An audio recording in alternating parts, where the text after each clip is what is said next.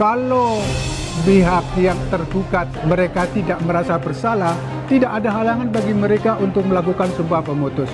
Karena bagi mereka itu tidak ada salahnya. Justru kalau mereka ingin mematahkan perjuangan kami, mereka berani melakukan sumpah pemutus. Saya berharapnya kemarin begini, saya mengajukan sumpah pemutus, dia yang bersumpah, kemudian dia tidak mau, dia mengembalikan kepada saya. Tetapi itu kan mereka pasti sudah baca.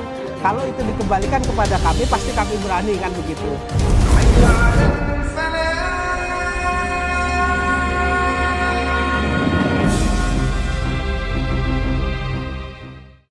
Bismillahirrahmanirrahim. Assalamualaikum warahmatullahi wabarakatuh. Kembali lagi bersama saya Al-Walid. Oke. Beberapa waktu lalu beredar di video-video channel YouTube seperti Thoibah, Jia TV, pihak BMT Darussalam ataupun pihak Yusuf Mansur itu tidak mengakui keterlibatan mereka di investasi tambang batubara. Dalam hal ini ada Pak Zain Mustafa selaku penggugat dan juga pengacara, teman-teman. Namun yang menjadi tanda tanya besar, beberapa waktu lalu Pak Zain Mustafa ini mengajukan sumpah pemutus, sumpah di depan majelis hakim. Ya paling tidak sebagai kita masyarakat awam, kalau saya pribadi menilai bahwa seharusnya kalau memang mereka merasa betul apa yang mereka ucapkan dan itu ada dasarnya segala macam, intinya itu betul. Kenapa sumpah di depan majelis hakim menjadi penghalang, dan kenapa mereka terkesan tidak berani untuk melakukan hal itu, teman-teman? Seharusnya kalau memang merasa benar dan apa yang dikatakan itu benar, bahwa mereka tidak ada sangkut pautnya di investasi tambang batubara ini yang kemudian memakan korban dengan nilai nominal yang sangat fantastis, teman-teman, ratusan juta sampai miliaran, teman-teman. Kenapa mereka tidak berani melakukan sumpah pemutus, teman-teman? Justru di sini saya makin yakin bahwa pihak Pak Zain Mustafa dan kawan-kawan itu memang berada di pihak yang benar, karena mereka sangat tegas dan sangat yakin betul bahwa mereka kalau memang ditantang bersumpah, ya mereka berani, teman-teman. Nanti kita akan simak videonya bersama-sama, teman-teman. Mereka berani dengan tegas dan yakin, mereka berani bersumpah di depan majelis hakim, teman-teman. Lain halnya dengan pihak Yusuf Mansur maupun BMT yang entah apa ya, sampai mereka terkesan tidak berani untuk melakukan hal itu, teman-teman. Dan saya merasa bahwa kalau benar, kenapa harus takut, teman-teman? Oke, kita simak videonya, teman-teman. Jadi sidang hari ini adalah pembacaan penetapan majelis hakim berkaitan dengan permohonan sumpah pemutus yang saya ajukan.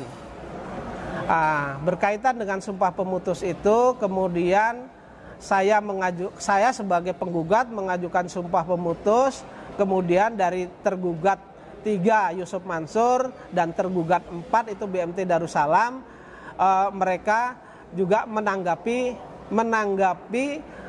permohonan saya tentang sumpah pemutus tersebut. Kemudian majelis hakim mengambil sikap tadi berdasarkan penetapannya, sumpah pemutus itu tidak perlu dilakukan. Ya, tidak perlu dilakukan karena masing-masing pihak sudah menyampaikan alat bukti, baik saya, baik penggugat maupun tergugat. Sehingga menurut majelis hakim dari alat bukti tersebut itu sudah bisa dipakai sebagai landasan untuk membuat suatu putusan. Gitu. Ya, untuk alat bukti yang disampaikan dari pihak Yusuf Mansur ini kan Mbak Zain sendiri meragukan ya Pak ya, terkait dengan sikap yang menolak sumpah putus Pak Zain ini. Bagaimana tanggapan Pak Zain? Menurut saya biasa-biasa saja, karena kan masih ada keputusan, yang putusan akhirnya itu adalah putusan akhir nantinya. Kalau mengenai alat bukti yang kemarin saya tolak adalah buktinya T42. T42 itu surat pernyataan yang menyatakan bahwa saya itu bertanda tangan di sana, katanya sudah mengambil uang itu cash. Namun itulah yang saya ragukan, karena saya merasa tidak pernah tanda tangan di suatu kertas pernyataan dalam bentuk apapun. Saya meragukan bahwa tanda tangan yang di atas pernyataan itu tanda tangan basah saya. Artinya itu bisa difotokopi, itu bisa di-scan. Karena mereka menunjukkan katanya yang asli, ketika saya raba di belakangnya ini itu tidak tembus. Padahal tanda tangan saya itu biasa tembus.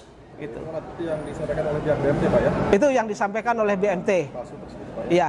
Apa rencana Pak Zaini terkait hal tersebut?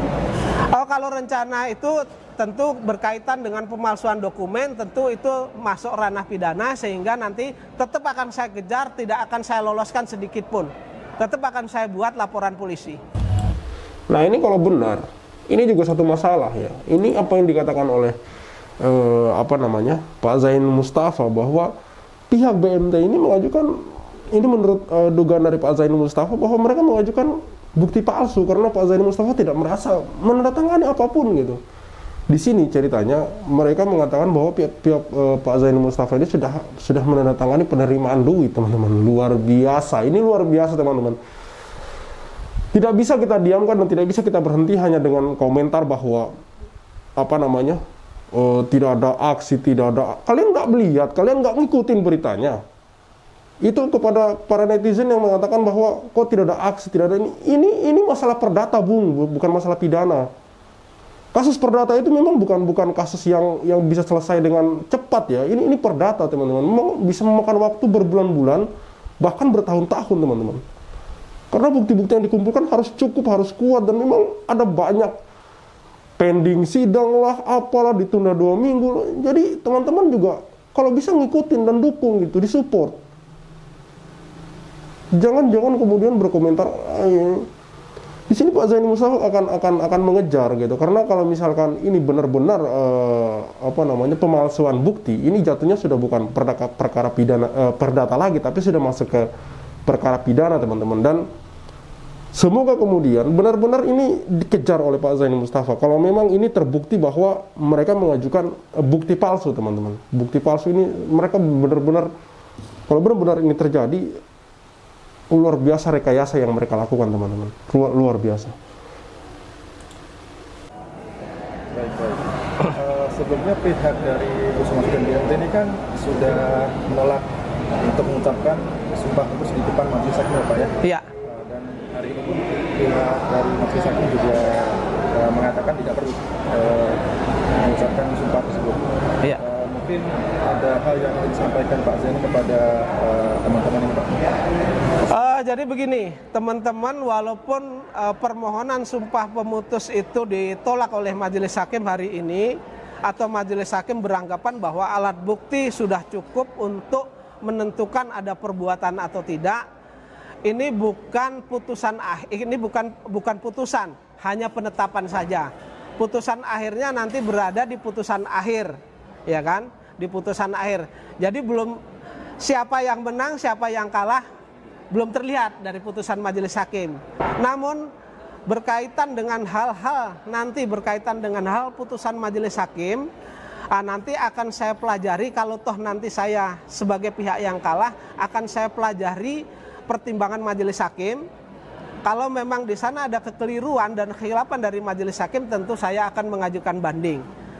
Dan tentu juga akan saya pertimbangkan, juga saya melaporkan ke sana kemari.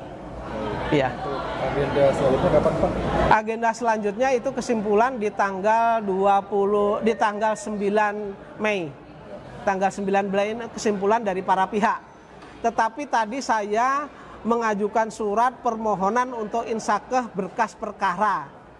Berkaitan dengan perkara ini, saya akan mempelajari secara detail alat bukti yang diajukan oleh terutamanya tergugat 4, kemudian akan mempelajari surat kuasa dari tergugat 3 dan tergugat 4. Gitu. Pak Zaini kan kemarin Pak Zaini sempat menyampaikan terkait dengan sebuah hadis seperti hakim yang masuk juga, Pak. Nah, ini kan sebentar lagi sudah memasuki 9 dan tentunya masuk keputusan, Pak ya? Iya. Apa harapan Pak Zaini, Pak? Harapan saya adalah hakim yang menangani perkara ini termasuk dari 1/3 hakim yang masuk surga. Ya, harapan saya. Jadi mereka memutus bahwa mereka tahu undang-undang, lalu dia menerapkan undang-undang sesuai dengan ketentuan undang-undang yang benar. Kalau dalam hadis kan begitu, itulah hakim yang akan masuk surga. Ya, Pak Zaini harapkan hakim memutuskan keputusan yang sah adanya Pak ya. Baik. Kalau nanti Pak seandainya pihak majelis hakim memberikan keputusan yang tidak sesuai dengan harapan Bapak, bagaimana Pak? Akan saya pelajari dari putusan itu nanti, dari putusan itu mulai dari pertimbangan alat bukti akan saya pelajari, kemudian dari pertimbangan pokok masalah juga akan saya pelajari pokok perkaranya. Di sana kalau nanti di sana ada kekeliruan atau khilapan atau salah menerapkan hukum, tentu saya akan mengajukan banding. Dan akan saya pertimbangkan juga kemungkinan besar kalau yang terjadi seperti itu dan itu memang seolah-olah disengaja dan lain sebagainya, saya akan laporkan ke Bawas, Badan Pengawasan Mahkamah Agung dan Komisi Yudisial. Ya. Dalam perkara ini saya tidak main-main. Gitu. Baik, sekarang tanggapan Ustaz sebagai Ketua Tim Task Force JBR. Pak Ustaz, bagaimana tanggapan Pak Ustaz Al-Khaliq terkait perkembangan sidang hari ini Pak? Ya, sidang hari ini adalah untuk memutuskan apakah permohonan sumpah pemutus dari penggugat kasus ini diterima atau tidak. Bukan keputusan tentang proses pengadilan tentang masalah perdata yang sedang kami jalani gitu. Jadi sekali lagi ini bukanlah pemutus untuk perkara secara keseluruhan, tapi hanya sumpah pemutus untuk keputusan untuk diterima atau tidaknya permohonan dari penggugat untuk melakukan sumpah pemutus. Tapi secara logika, secara hati nurani, kalau kita lebih jauh bisa melihat adanya permohonan sumpah memutus itu sebenarnya sesuatu yang sangat wajar meskipun alat bukti itu sudah ada. Tetapi kalau umpamanya majelis hakim itu merasa bahwa alat bukti sudah cukup sehingga permohonan sumpah memutus nggak ada, itu nggak masalah. Tapi kalau kita ingin menunjukkan kebenaran dari masing-masing pihak kita, kalau pihak yang tergugat saat 3/4 itu mereka tidak merasa bersalah, tidak ada halangan bagi mereka untuk melakukan sumpah pemutus. Karena bagi mereka itu tidak ada salahnya. Justru kalau mereka ingin mematahkan perjuangan kami, mereka berani melakukan sumpah pemutus sehingga masalah ini sudah selesai cepat dan mereka bisa menjalani kehidupan mereka dengan lebih tenang gitu. Tetapi karena ada sesuatu udang di balik batu, alasan apa atau tidak, paling tidak adalah adanya kekhawatiran atau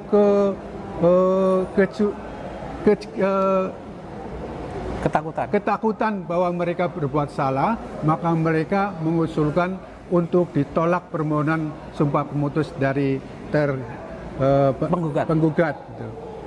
Nah, saya sepakat dengan apa yang dikatakan oleh Ustadz Khalid. Seperti apa yang saya katakan di awal video tadi, bahwa kalau memang mereka merasa benar, harusnya mereka tidak perlu takut gitu. Dan apa yang dikatakan oleh Pak Khalid, masalah keputusan hakim, dia menolak. Jadi yang ngajuin sumpah pemutus ini tadi seperti yang saya bilang, penggugat ya dalam hal ini, ngajuin sumpah pemutus.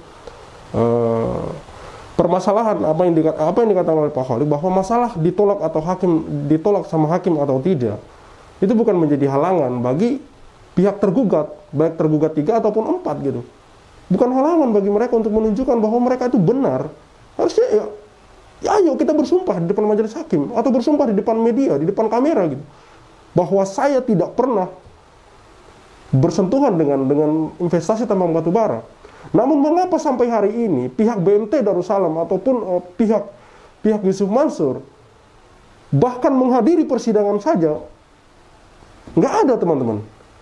Bahkan ini seperti apa yang dikatakan oleh Pak Khalid, mereka meminta kepada majelis hakim untuk menolak sumpah pemutus itu.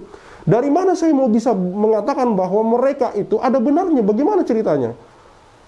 Kalau ada beberapa hal faktor pendukung yang itu mendukung mereka ke arah yang salah, teman-teman.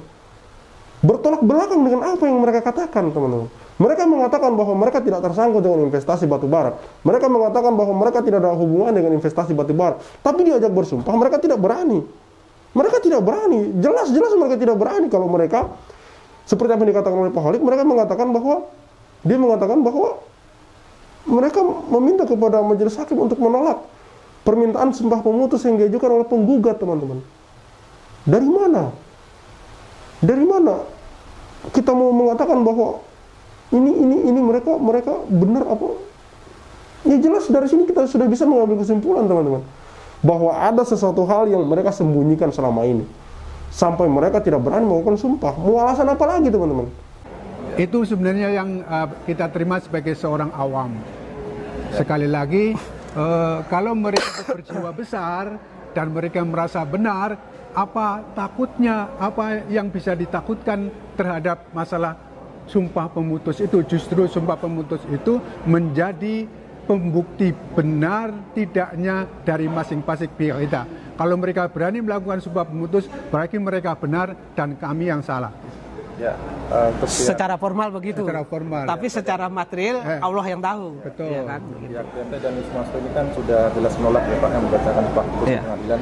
Artinya Pak Zani dan Ustadz Holik jikalau diminta untuk membacakan sumpah tersebut di depan majelis hakim, nanti sudah siap ya Pak ya? Oh siap sekali. Siap. Saya berharapnya kemarin begini, saya mengajukan sumpah pemutus, dia yang bersumpah, kemudian dia tidak mau, dia mengembalikan kepada saya. Tetapi itu kan mereka pasti sudah baca. Kalau itu dikembalikan kepada kami, pasti kami berani kan begitu. Akhirnya kalah juga dia gitu kan nantinya. Nah itu makanya dia berlindunglah di balik majelis hakim ini, apakah ini memenuhi syarat atau tidak begitu. Baik, terima kasih Pak Zeni dan Sofri atas keterangannya. Terakhir Pak Zeni, setelah nanti ada keputusan dari majelis hakim terhadap perkara Pak Zeni, apakah nantinya ada investor lain yang rencananya akan digugat Pak? Oh sudah kita siapkan, ya. Jadi ini terus menerus. Jadi satu masuk, satu keluar, masuk lagi, terus menerus. Sampai dengan ya nanti kita lihatlah. Sampai kebenaran terungkap dan kemungkinan besar Yusuf Mansur sampai dengan tidak ada nyawa. Oke. Itu. Baik, terima kasih Pak Zeni dan Ustadz. Iya. Amin. Semoga Pak Zain Mustafa dan kawan-kawan di grup ya, saya mengatakan di grup korban investasi tambang batubara ini mendapatkan kebenaran yang diinginkan dan mendapatkan haknya dikembalikan, teman-teman. Karena ini terus terang sudah sangat panjang, teman-teman. Bahkan netizen pun sudah banyak yang berkomentar kenapa panjang sekali. Memang saudaraku, memang kasus-kasus perdata itu kebanyakan memakan waktu yang sangat lama, teman-teman. Beda dengan kasus pidana, karena kasus pidana itu ketika sudah dilaporkan dan memang bukti-bukti ada ya nampak jelas. Kalau perdata ini ada yang bisa diakalin, undang-undang ada yang bisa diakalin, ada banyak, karena manusia ya pintar juga, teman-teman.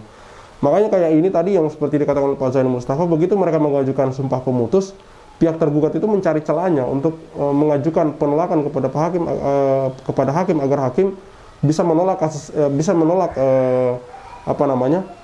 pengajuan dari pihak penggugat untuk melakukan sumpah pemutus di depan majelis hakim, teman-teman.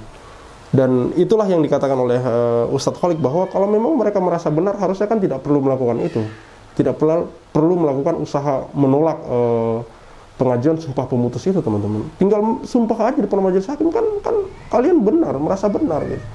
Atau memang majelis hakim menolak itu, ya kalian sumpah di depan kamera bahwa saya bersumpah demi Allah tidak pernah tersangkut dengan kasus tambang batubara yang diajukan oleh pihak Zaini Mustafa dan teman-teman.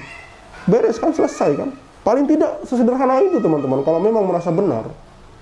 Oke? Tapi ya kalau memang ada yang sembunyikan, ya mau gimana lagi. Dan sudah menjadi rahasia umum, teman-teman. Oke? Cukup sekian dari saya, Khalid Al-Walid. See you on the next video.